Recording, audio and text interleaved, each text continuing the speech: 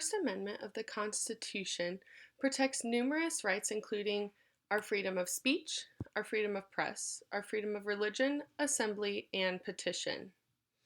Now, the First Amendment also protects our values, such as political advocacy and holding individuals responsible for their actions.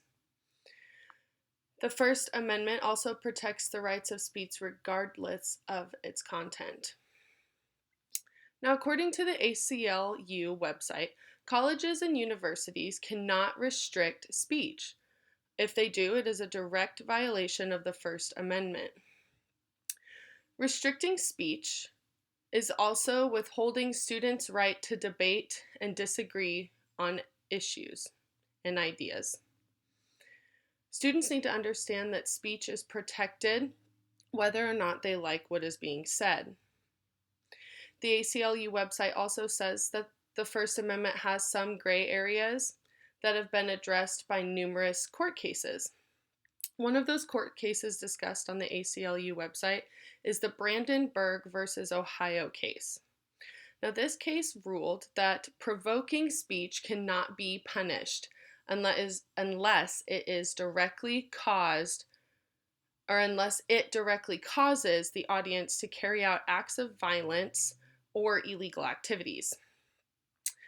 This court case also says that fighting words are not protected by the First Amendment when addressing an individual, and the term fighting words does not apply when addressing a large audience.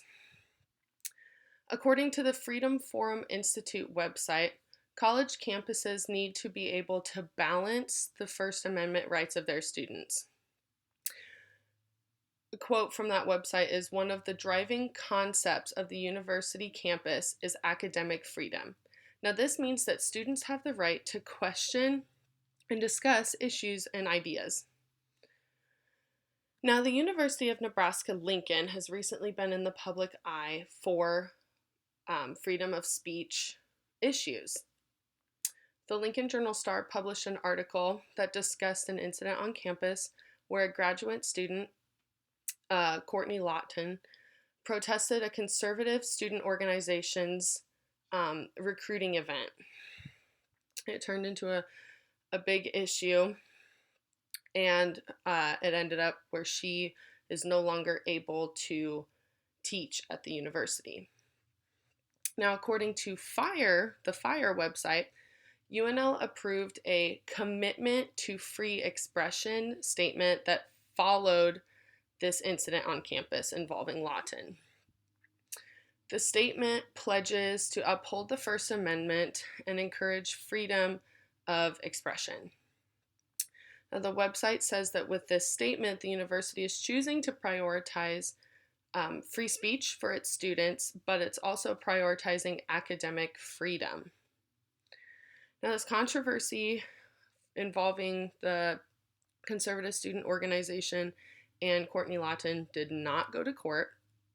However, Nebraska lawmakers did end up proposing a bill related to this incident. It's Bill LB 718. And basically with this bill, collegiate institutions would be required to form committees that would be responsible for reporting violations of free speech on campus.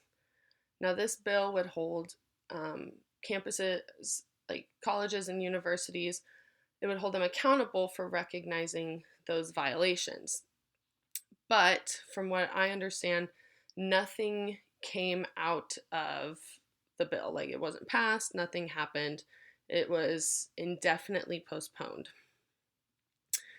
When it comes to free speech, I think this is a huge issue, especially for our college campuses. I think it's a hot topic, but it's difficult to just address.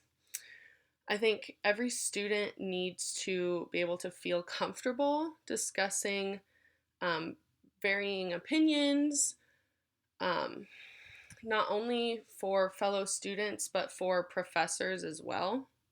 I think some issues that were brought up with the incident on campus was that conservative students felt as though they could not share their opinions with certain professors. And I think UNL is doing a good job and making steps in the right direction for addressing free speech on campus.